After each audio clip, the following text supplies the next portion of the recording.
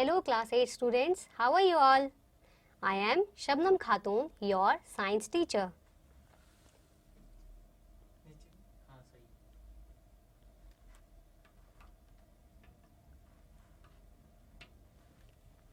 आज हमारा first chapter का फर्स्ट लेक्चर है। सभी बच्चे अपनी बुक निकाल लीजिए साइंस की और उसमें पेज नंबर 1 चैप्टर नंबर 1 निकाल लीजिए। ठीक है, चैप्टर का नाम है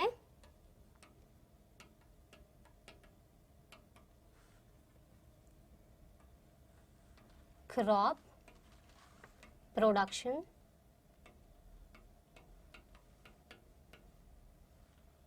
एंड मैनेजमेंट।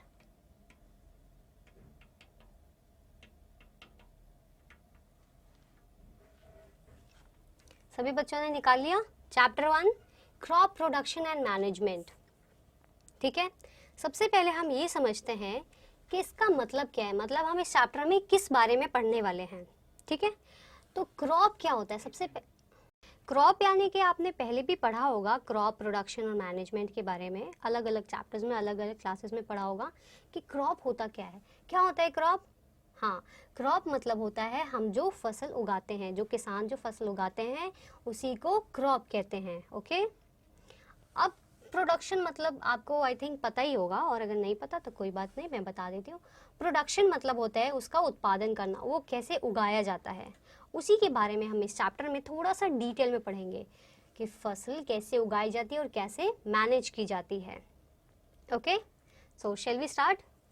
ओके, तो अपना मेरे साथ साथ आपको भी रीडिंग करते रहना है। ओके, बुक निकाली सबने? Okay, start. पहेली एंड बूजो went to their uncle's house during the summer vacation.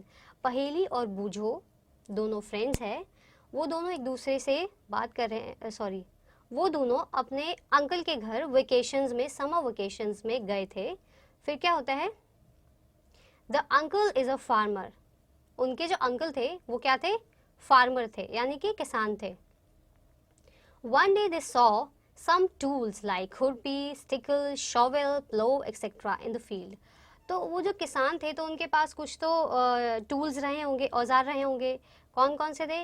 कुछ खुरपी थे, स्टिकल, शॉवेल और प्लो थे, कि उससे कैसे खेत को जोतते हैं, उसके सारे औजार थे फील्ड में जहाँ वो काम करते थे। तो उन लोगों ने वो सारे टूल्स देखे। फिर नीचे क्या लिखा है पैराग्राफ में देखो। You have learned that all living organisms require food. आप सभी को ये बात ज़रूर पता होगी कि जितने भी जीव जंतु हैं दुनिया में, जो भी जी रहे हैं, उन सबको फूड की ज़रूरत है, आवश्यकता है सभी को, चाहे वो इंसान हो, जानवर हो, या फिर कोई भी लिविंग ऑर्गेनिजम्स हो, प्लांट्स भी हो सकते हैं। सबको क्या रिक्वायरमेंट है? फूड की, खाने की ज़रूरत है सभी को।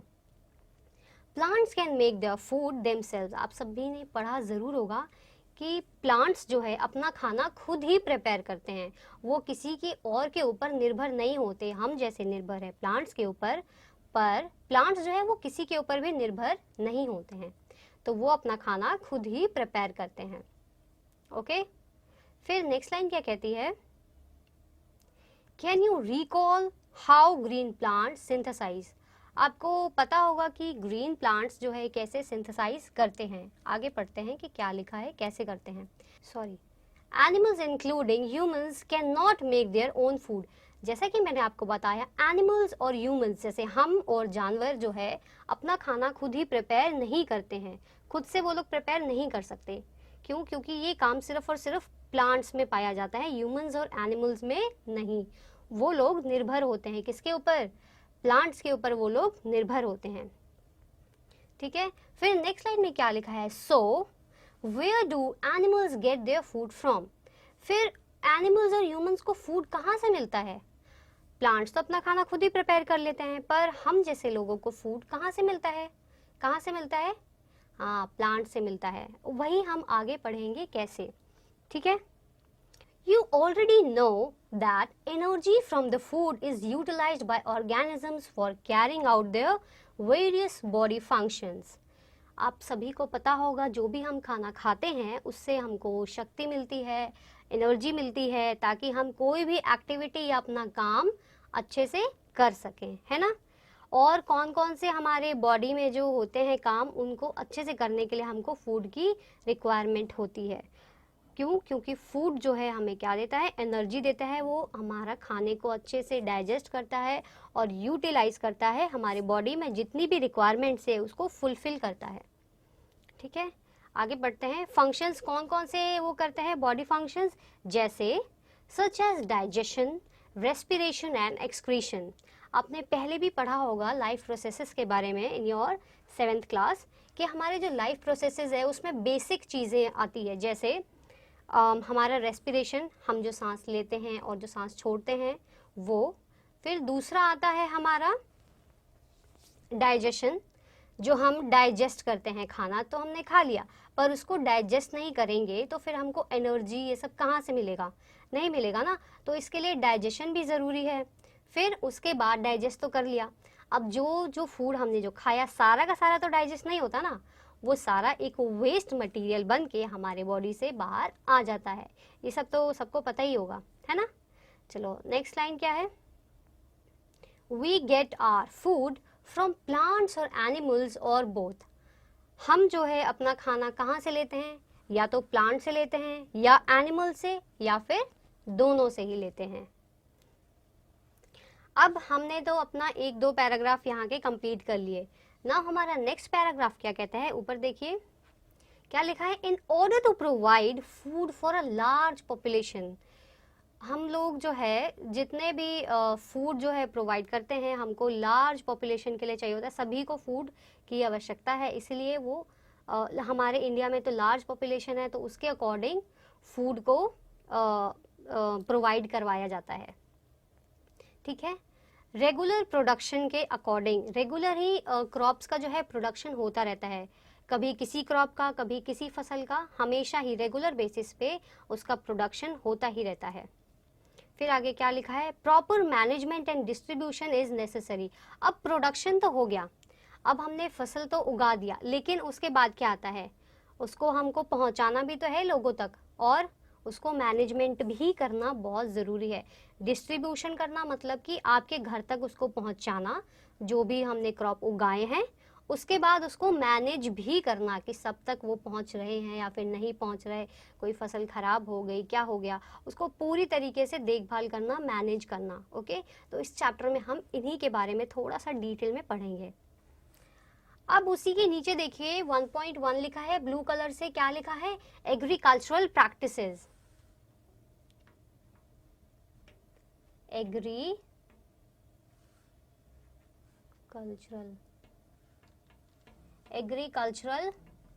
प्रैक्टिसेस। अब एग्रीकल्चरल प्रैक्टिसेस क्या होते हैं, एग्रीकल्चर हमारा जो खेती बाड़ी होती है वो, प्रैक्टिसेस मतलब उसको कैसे उगाया जाता है, कैसे पहुंचाया जाता है, वो सब सारी चीज़ें हम इसमें एग्रीकल्चरल प्रैक्टिसेस में पढ़ेंगे। ठीक है, तो अब हम स्टार्ट करते हैं। When plants of the same kind are cultivated at one place on a large scale is called crop.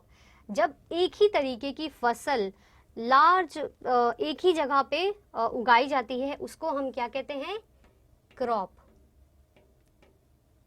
ठीक है, उसी को हम फसल कहते हैं।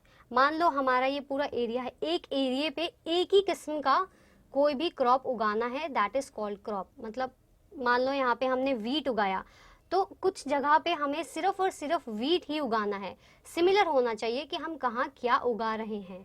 ठीक है, फिर नेक्स्ट क्या लिखा है, for example crop of wheat, क्या लिखा है,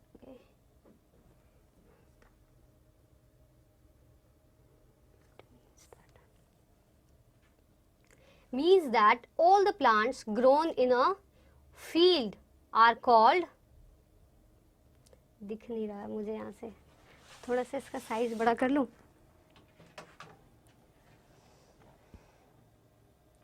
इधर से, हाँ उसको उधर स्केल कर दो उसका, नीचे से होगा ना, हाँ उस तरफ करो, उस तरफ करो, हाँ। मेरी आंखें खराब हो गई यार, इतनी अच्छी थी मेरी आंखें खराब हो गई। चलो स्टार्टिंग से बता देती हूँ इनको, ठीक है। For example crop of wheat means that all the plants grown in a field are that of wheat. मान लो जैसे कि मैंने आपको अभी एग्जाम्पल दिया, हमने जो गेहूं उगाए, अब एक जगह पे हम सिर्फ और सिर्फ उस जगह पे गेहूं ही उगा सकते हैं और कुछ नहीं, ठीक है। You already know that crops are of different types.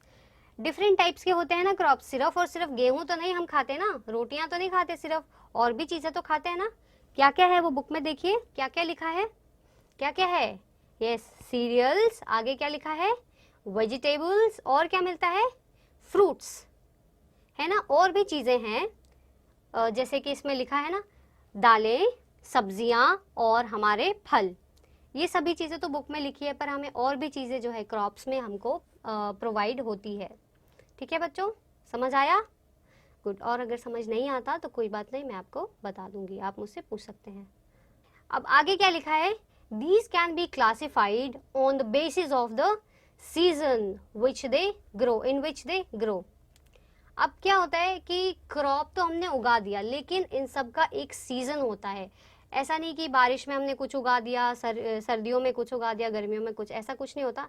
इनका पर्टिकुलर एक टाइम होता है कि किस टाइम में हमको क्या उगाना चाहिए, इसके बारे में हम इस चैप्टर में आगे पढ़ेंगे, ठीक है। सभी बच्चे ध्यान से पढ़िएगा मेरे साथ साथ, ओके गुड, ठीक है। नेक्स्ट नीचे क्या पैराग्राफ लिखा है, देखिए सभी बच्चे, India is a vast country. India जो है बहुत ही बड़े पैमाने की कंट्री है, बहुत सारे लोग यहाँ पे रहते हैं ना, बहुत बड़ी कंट्री है। और the climatic conditions like temperature, humidity and rainfall vary from one region to another. अब इंडिया जैसे देश में हर जगह बारिश नहीं होती, हर जगह ये नहीं होता, मतलब जगह के अकॉर्डिंग उनका मौसम जो है वो रहता है ना। कि दिल्ली में जैसे कि हमेशा बारिश नहीं होती है, कभी गर्मी, कभी सर्दी, कभी राजस्थान में, और हर जगह मतलब अलग अलग होता है इन सब का, ठीक है, जगह के अकॉर्डिंग होता है सबका कि वहाँ कौन सा मौसम है और कौन सा नहीं। पर इंडिया ही ऐसा देश है जहाँ पे सबसे ज़्यादा वेदर कंडीशंस होते हैं, सबसे ज़्यादा सीजन्स होते हैं। Accordingly, there is a variety of crops grown in different parts of the country। अब जो है अलग अलग जगह के अकॉर्डिंग, अलग अलग क्रॉप्स के अकॉर्डिंग उसको, क्रॉप को जो है, फसल को जो है उगाया जाता है जगह के अकॉर्डिंग। कौन सी जगह कौन सा मौसम है उसको नज़रअंदाज नहीं करना, उसको ध्यान में रखते हुए वहाँ पे वही क्रॉप उगाई जाती है, ओके। फिर आगे क्या लिखा है, despite this diversity two broad cropping patterns can be identified. फिर भी इतना डाइवर्सिटी है हमारे इंडिया में, इतनी विभिन्नता है, लेकिन फिर भी उसके अकॉर्डिंग दो ग्रुप्स में फिर भी डिवाइड किया गया है। देखिए नीचे आपके दो ग्रुप्स दिख रहे होंगे, कौन कौन से हैं वो दो ग्रुप्स, आप देखिए और बताइए मुझे। पहला ग्रुप क्या लिखा है फर्स्ट में, क्या है, यस खरीफ, और दूसरा क्या है, रबी।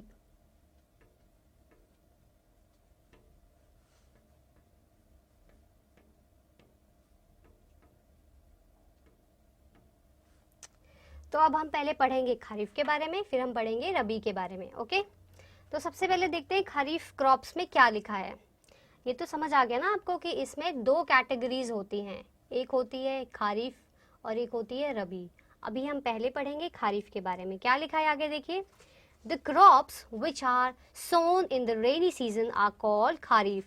तो खरीफ क्रॉप कब उगाई जाती है, रेनी सीजन में। कौन से सीजन में, रेनी सीजन, यानी बारिश के मौसम में हमारा खरीफ क्रॉप्स जो है उगाए जाते हैं, ठीक है। The rainy season in India is generally from June to सितंबर।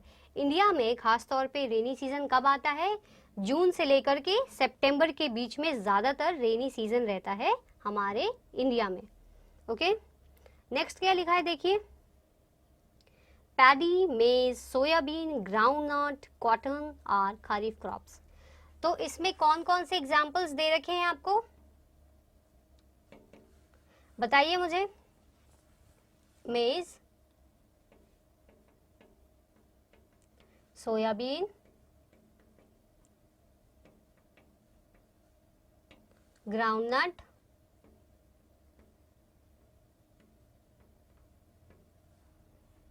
और क्या है, कॉटन। तो हमारे ये जो चीजें हैं ये सारे किस में आते हैं, हमारे खरीफ क्रॉप्स में। कौन कौन से हैं, रिकॉल इट, मेज, सोयाबीन, ग्राउंडनट एंड कॉटन। ये जो चारों चीजें हैं ये कब उगाई जाती है, हमारे रेनी सीजन में। और रेनी सीजन में उगाने की वजह से इनको क्या कहा जाता है, खरीफ क्रॉप्स कहा जाता है। ओके, समझ गए बच्चों, गुड। और जिनको समझ नहीं आया कोई बात नहीं, मैं उनको दोबारा बता दूंगी जब आप मुझसे पूछेंगे। ओके, तो नेक्स्ट क्या लिखा है, अब हमने एक तो पढ़ लिया अपना, खरीफ तो पढ़ लिया। Now let's come to rabi crops. अब रबी क्रॉप्स कौन से होते हैं, देखिए बुक में पहले कि रबी क्रॉप्स के नीचे क्या लिखा है, नीचे कर देना उसको, ज्यादा बताना पड़ेगा थोड़ा। Now let's come to rabi crops. अब देखिए रबी क्रॉप्स के बारे में आगे कुछ लिखा हुआ है, क्या लिखा है पढ़िए मेरे साथ साथ। The crops grown in the winter season from October to March are called rabi crops. तो रबी क्रॉप्स कब उगाए जाते हैं, अगर खरीफ क्रॉप रेनी सीजन में उगाए जाते हैं तो रबी क्रॉप्स किस में लिखा है, किस में उगाए जाते हैं, हमारे विंटर सीजन में। कौन से सीजन में, विंटर सीजन में। विंटर यानी सर्दियों के मौसम में जो है हमारे रबी क्रॉप्स को उगाया जाता है, ठीक है। और कब आता है वो, अक्टूबर से लेकर के मार्च के बीच का जो मौसम होता है दैट इज विंटर सीजन। और उसी सीजन में जो है हमारे रबी क्रॉप्स को इंडिया में उगाया जाता है, ठीक है। अब हम देखते हैं आगे क्या लिखा है। तो इसकी तरह इसमें भी कुछ एग्जाम्पल्स दे रखे हैं, ठीक है। तो हम पढ़ते हैं आगे कि कौन कौन से एग्जाम्पल्स है आगे, ठीक है। तो आगे क्या क्या लिखा है एग्जाम्पल्स में, examples of rabi crops are, कौन कौन से हैं बताइए, व्हीट, वेरी गुड। और आगे क्या लिखा है, gram, peas, very good. Next mustard and linseed. Okay, एक और बार रिकॉल कीजिए, what are they, wheat, gram, pea, mustard and linseed. So shall we write? Yes. और आप भी ये नोट कर लीजिए ताकि आप ये भूले नहीं, इजी वे में मैंने इसको लिख दिया है ताकि आपको ये याद रहे। ओके, शॉर्ट फॉर्म में लिख दिया है मैंने इसको। ओके, तो इससे एग्जाम्पल्स क्या थे, व्हीट, ग्राम, आगे क्या लिखा है, पीज,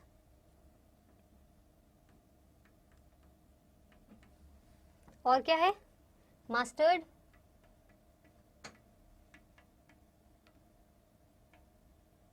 फिर मस्टर्ड के बाद क्या लिखा है, linseed.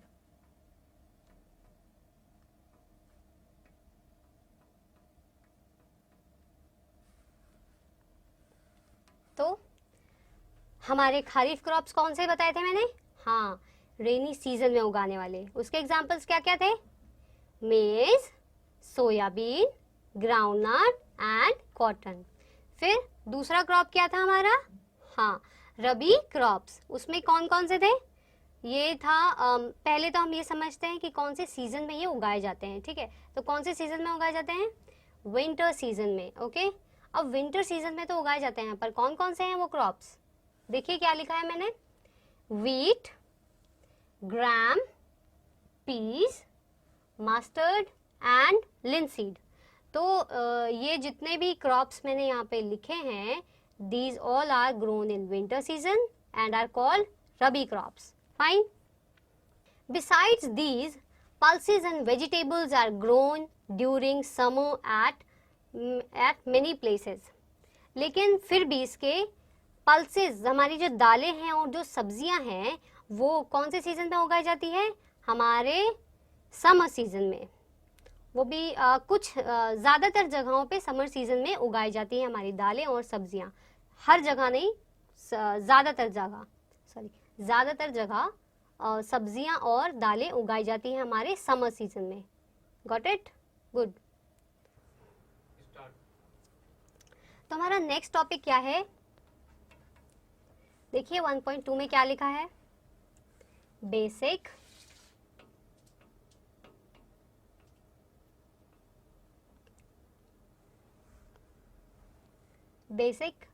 Production, sorry practices, basic practices of crop production। तो हमारा टॉपिक हो गया कि इसमें हम ये पढ़ेंगे कि हमारे बेसिक, हमारे जो मूल है, कौन कौन से प्रैक्टिसेस, किस चीज़ के प्रैक्टिसेस के, किसके प्रैक्टिसेस के, हमारे क्रॉप प्रोडक्शन के, हमारी जो फसल है वो कैसे उगाई जाती है, उसके बेसिक चीज़ें और कैसे किया जाता है, कैसे प्रैक्टिस किया जाता है, कैसे उगाई जाती है, उसके बारे में हम इस पैराग्राफ में, इस टॉपिक में पढ़ेंगे। इसका नाम क्या है? Basic practices of crop production. देख लिया सबने? गुड। आगे हम रीड करना स्टार्ट करें? ठीक है। आगे क्या लिखा है? Cultivation of crops involves several activities undertaken by farmers over a period of time। तो हमारा जो कल्टीवेशन जो होता है क्रॉप्स का, जब हमारे क्रॉप्स का जो कल्टीवेट किया जाता है उसको, तो उसमें कौन कौन से मेथड्स इंक्लूड होते हैं उसके बारे में हम इसमें पढ़ेंगे कि उसको कैसे उगाया जाता है, कैसे तोड़ा जाता है, और कौन कौन से उसके मेथड्स है करने के। उन मेथड्स के बारे में हम इसमें पढ़ेंगे कि किसान कैसे कैसे क्रॉप प्रोडक्शन में क्या क्या यूज़ करके और वो कैसे कैसे क्रॉप को उगाता है। ओके, हाँ ठीक है। नेक्स्ट है, you may find that these activities are similar to those carried out by a gardener or even by you when you grow ornamental plants in your house। अब जैसे कि आपको पता है, अब जो किसान जो खेती बाड़ी करता है और जो माली जो अपने पेड़ पौधों का जो ख्याल रखता है, या हम जो पेड़ पौधों का जो ख्याल रखते हैं, दोनों में कुछ थोड़ा फ़र्क होता है। उन्हीं के बारे में हम आगे पढ़ेंगे। ठीक है, तो क्या लिखा है?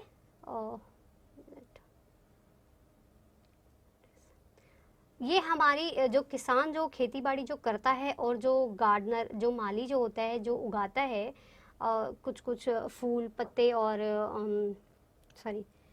फल फूल जो भी वो उगाते हैं उनमें, और जो हम जो उगाते हैं वो सिमिलर तो होती है, एक जैसी तो होती है, लेकिन फिर भी कुछ उनमें डिफरेंस होता है, क्योंकि हम कुछ जगह पे उगाते हैं और जो किसान है वो बहुत बड़ा एरिया कवर करता है, क्योंकि वो ज़्यादा से ज़्यादा लोगों के लिए क्रॉप्स को उगाता है। ठीक है, आगे पढ़ें। गुड। नेक्स्ट लिखा है, these activities or tasks are referred to as agricultural practices। अब जितने भी ये एक्टिविटीज़ करते हैं जितने भी एक्टिविटीज़ करते हैं या फिर वो कोई भी टास्क करते हैं उसको हम क्या कहते हैं? एग्रीकल्चरल प्रैक्टिसेस कहते हैं। उसको हम क्या कहते हैं? एग्रीकल्चरल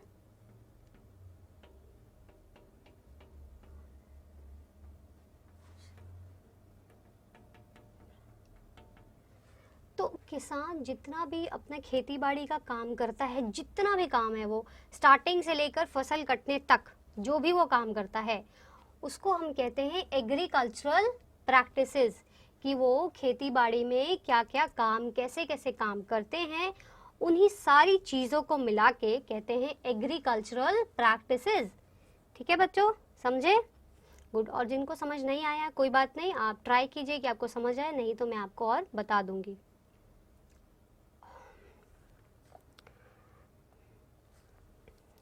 उनमें से कुछ एग्रीकल्चर प्रैक्टिसेस के बारे में नीचे देखो, आपके 7 चीज़ें दी होंगी, लिस्ट दी होंगी, एक नीचे बनी हुई है वो लिस्ट। हाँ, तो अब हम वही देखेंगे कि कौन कौन से लिस्ट है, किसान कौन कौन से ऐसे काम करते हैं खेती बाड़ी करने के लिए, ओके, कि वो क्रॉप उगाने के लिए वो कौन कौन से मेनली काम है जो वो करते हैं कुछ भी उगाने के लिए, ओके। तो पहला क्या लिखा है,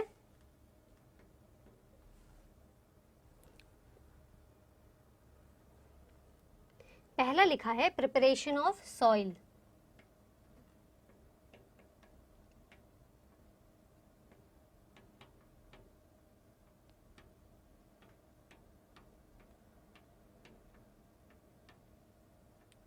ठीक है, तो एग्रीकल्चरल में सबसे पहला पॉइंट क्या लिखा है हमारा, प्रिपरेशन ऑफ सॉइल।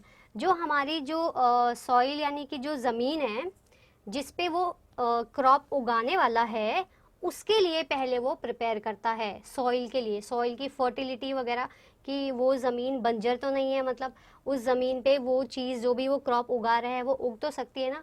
तो सॉइल को पहले प्रिपेयर करता है, वो पहले ज़मीन को प्रिपेयर करता है उस क्रॉप को उगाने के लिए। सबसे पहले वो सॉइल तैयार करता है, ओके। उसके बाद नीचे देखिए सेकेंड पॉइंट क्या लिखा है,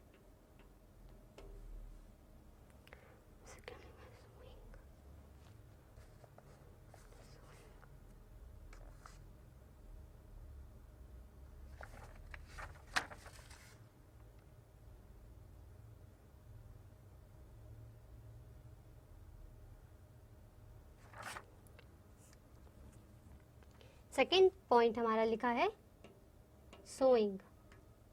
अब उसने किसान ने जो है वो ज़मीन तो देख ली, उसको तो प्रिपेयर कर लिया उगाने के लिए, लेकिन अब सोइंग भी तो ज़रूरी है ना। सोइंग होता है जो हमारे जो सीड्स जो वो डालेगा उसकी प्रिपरेशन करना, जो जो बीज जो डालते हैं ना, तो उस बीज के लिए वो जो डालते हैं और जो उसके लिए जो रिसर्च वगैरह जो करते हैं उसको हम कहते हैं सोइंग, ओके। क्या कहते हैं, सोइंग। अब नेक्स्ट क्या लिखा है, देखिए देखिए बुक में देखिए, सोइंग के बाद नीचे क्या लिखा है,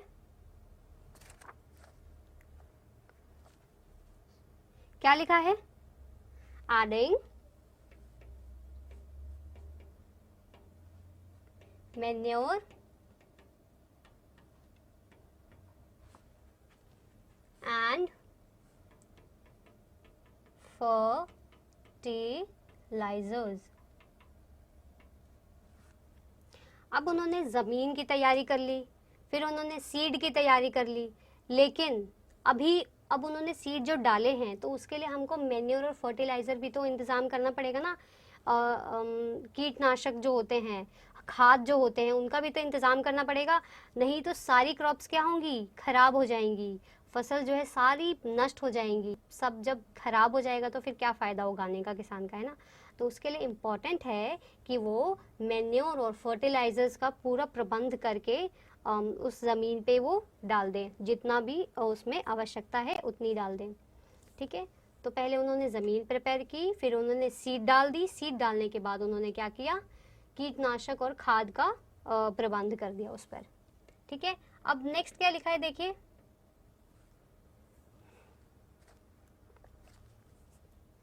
फोर्थ पॉइंट है हमारा इरिगेशन।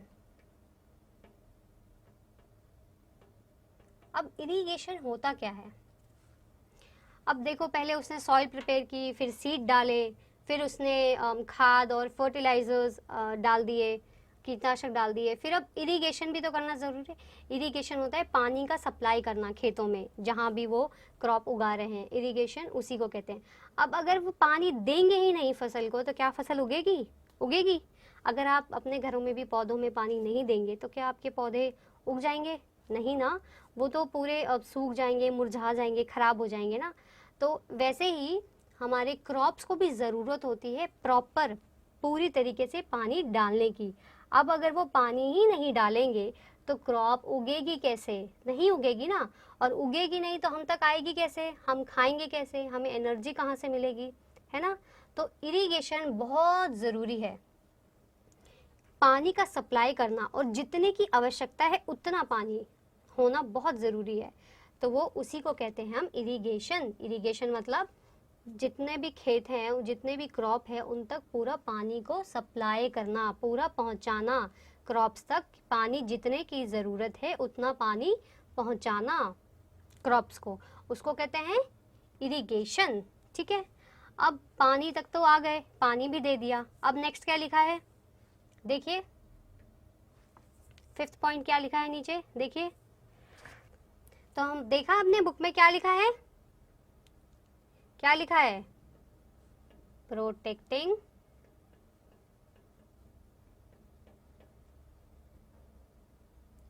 From weeds.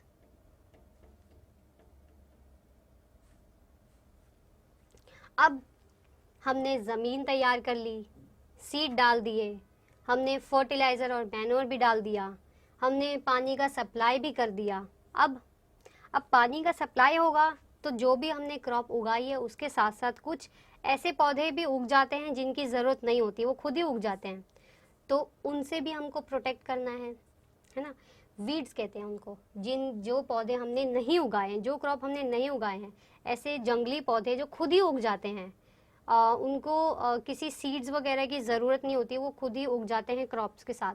तो उनसे बचाव करना भी बहुत ज़रूरी है कि वो हमारी फसल को कुछ किसी भी तरीके का नुकसान या फिर कुछ भी खराबी ना हो, ठीक है। तो इसके लिए हमको क्या करना होता है, वीड्स से, उसी जंगली पौधों से हमको अपने खेत को, क्रॉप को बचाना होता है, प्रोटेक्ट करना होता है। किसको, हमारे क्रॉप्स को। तो ये काम कौन करेगा, किसान करते हैं ये काम, ओके। तो अब हमने क्या किया, अब तक हमने सॉइल प्रिपेयर की पहले, फिर हमने बीज डाल दिए, बीज डालने के बाद हमने खाद डाल दिया, फर्टिलाइज़र डाल दिया, फिर हमने पानी की सप्लाई भी कर दी। अब हमने जो है वीड्स से हमने प्रोटेक्शन भी कर ली, जो जंगली पौधे थे जिनकी ज़रूरत नहीं थी वो भी हमने हटवा दिए। अब क्या होगा, नेक्स्ट देखिए क्या लिखा है, next point, protecting from weeds के नीचे जस्ट क्या लिखा है, क्या लिखा है बताइए मुझे। हाँ, harvesting, that is called harvesting. क्या कहते हैं उन्हें, हार्वेस्टिंग। समझ गए बच्चों, गुड। अब हार्वेस्टिंग किसे कहते हैं, हार्वेस्टिंग कहते हैं, अब देखो हमने जंगली पौधे भी हटा दिए, अब हमारा जो असल जो क्रॉप है, जो हमको चाहिए, जो हमने उगाया है यूज़ करने के लिए, ठीक है, तो उसको हम क्या करेंगे, उसको हम कटवा देंगे। मतलब हमको क्रॉप तो हमने उगा लिया, अब जो वो उग गए तो उसको निकालना भी तो है ना, उसको मार्केट तक लेकर भी तो जाना है, ताकि हर इंसान के पास वो क्रॉप, जिन जिनको ज़रूरत है उस क्रॉप की, उन तक वो क्रॉप पहुंचाना भी तो है ना। तो इसके लिए काटते हैं फसल। जब पूरी तरीके से हमारी फसल तैयार हो जाती है तो किसान क्या करते हैं, वो अपनी फसल को काट लेते हैं, जो भी यूज़ होता है, यूज़फुल चीज़ें वो काट लेते हैं, हमारे क्रॉप्स को काट देते हैं, ताकि लोगों तक उनको पहुंचाया जाए, जिनको भी ज़रूरत है उन तक वो मिल जाए और वो यूज़ करे। फिर उसको यूज़ करने से हमको एनर्जी मिलेगी, तभी हम अपना कोई भी काम कर पाएंगे, ठीक है। अब एक लास्ट में भी एक और पॉइंट लिखा है, देखिए एक और पॉइंट लिखा है लास्ट में, हमारा 7th पॉइंट लिखा है, लास्ट में लिखा है ना, देखिए क्या लिखा है हार्वेस्टिंग के नीचे, क्या लिखा है। अब हमने सॉइल प्रिपेयर कर लिया, बीज डाल दिए, उसके बाद हमने कीटनाशक डाल दिए, खाद डाल दिया, उसके बाद हमने पानी का सप्लाई भी कर दिया, उसके बाद हमने वीड्स से, जंगली पौधों से उसको बचा भी दिया क्रॉप को। फिर हमने, अब क्रॉप उग गई, फिर हमने कटवा भी ली क्रॉप को। अब हम क्या करेंगे, ऑफ कोर्स उसको रखेंगे ना, स्टोरेज। स्टोरेज इज किसी भी चीज़ को स्टोर करना। यहाँ पे हम किसको स्टोर कर रहे हैं, क्रॉप को स्टोर कर रहे हैं। क्रॉप जो भी उगाई है किसान ने, उसको स्टोर करना बहुत ज़रूरी है ना। अब स्टोर करना क्या होता है, इकट्ठा करके एक जगह रख देना, स्टोर कर देना, ठीक है। तो उसने जितनी भी क्रॉप्स उगाई है उसको काट दिया, उसके बाद उसको एक जगह पे स्टोर कर दिया, उसको इकट्ठा करके रख दिया कि वो किसी भी चीज़ से ख़राब ना हो। जैसे बारिश हो गई तो कुछ जो है, जो चीज़ें जो उन्होंने जो उगाई है क्रॉप्स, वो ख़राब हो जाएंगी ना, फिर तो बारिश का पानी उनमें जाएगा, वो ख़राब हो जाएंगी, या फिर मिट्टी वगैरह लग गई उस पर तो ख़राब हो जाएंगी। कुछ कोई और भी रीज़न हो सकता है ख़राब होने का, तो उसी ख़राब ना हो उसके लिए हमको प्रॉपर स्टोरेज भी देखना होता है, इकट्ठा करके हमको उसको एक सुरक्षित जगह उसको रखना होता है, ताकि जो इतनी मेहनत करके किसान जो क्रॉप उगा रहा है उसका वेस्टेज ना हो। बहुत ज़रूरी है कि जितने भी उन्होंने क्रॉप उगाई हैं उनका वेस्टेज ना हो और लोगों तक वो उसी क्वालिटी में पहुंचाया जाए जिस क्वालिटी में उन्होंने उगाया है। ठीक है बच्चों, अब स्टोर तो कर लिया उन्होंने, नेक्स्ट आपके बुक में तो नहीं लिखा है, पर स्टोर के बाद क्या होगा? अब उन्होंने स्टोर कर दिया, फिर क्या करेंगे? स्टोर करने के बाद ऑफ कोर्स वो मार्केट में ले जाएंगे और उसको क्या करेंगे? उसको लोगों तक देंगे, डिस्ट्रीब्यूट करेंगे जिन जिन लोगों की ज़रूरत है। फिर वो क्रॉप मार्केट में उतारी जाएगी और लोगों तक पहुंचाई जाएगी। फिर लोग क्या करेंगे? उसको लेंगे और अपने ज़रूरत के अनुसार उसको बना करके खाएंगे, और उससे क्या होगा? हमको एनर्जी मिलेगी कि हम कोई भी काम कर पाएँ। ठीक है बच्चों, तो आज हमने क्लास में क्या क्या पढ़ा? Shall we revise now? तो आज हमने पढ़ा, हमारा चैप्टर 1 का फर्स्ट लेक्चर था। चैप्टर का नाम है क्रॉप प्रोडक्शन एंड मैनेजमेंट, जिसमें क्रॉप का मतलब है फसल और फसल को कैसे उगाते हैं और उसको मैनेज कैसे करते हैं, लोगों तक पहुंचाने तक की क्या प्रक्रिया है, उस बारे में हम इस चैप्टर में पढ़ रहे थे इतनी देर से। ठीक है, तो हमने पहले क्या पढ़ा? हमने पहले पढ़ा कि सबसे पहले खरीफ क्रॉप कौन सी होती है और रबी क्रॉप कौन सी होती है। खरीफ क्रॉप कौन सी होती है? जो तो हमने पढ़ा खरीफ क्रॉप के बारे में और रबी क्रॉप के बारे में। खरीफ क्रॉप कौन से होते हैं? जो रेनी सीजन में उगाए जाते हैं।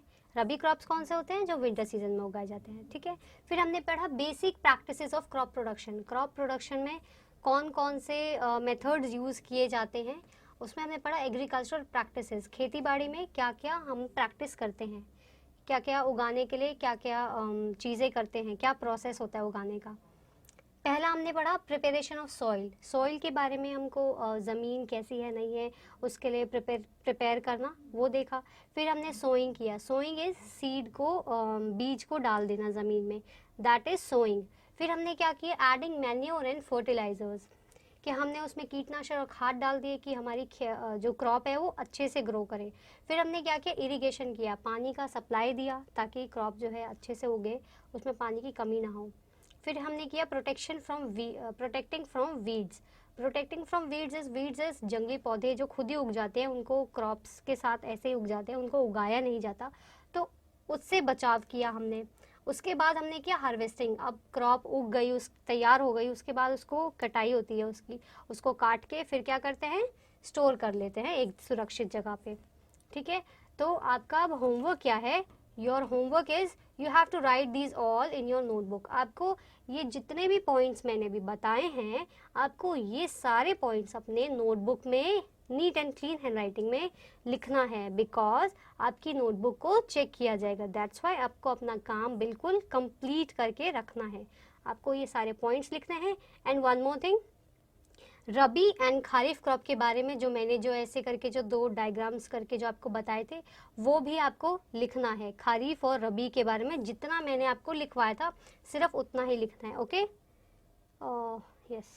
सो आज की हमारी क्लास यहीं ख़त्म होती है, फिर हम अब अपनी नेक्स्ट क्लास में मिलेंगे। Okay, till then bye.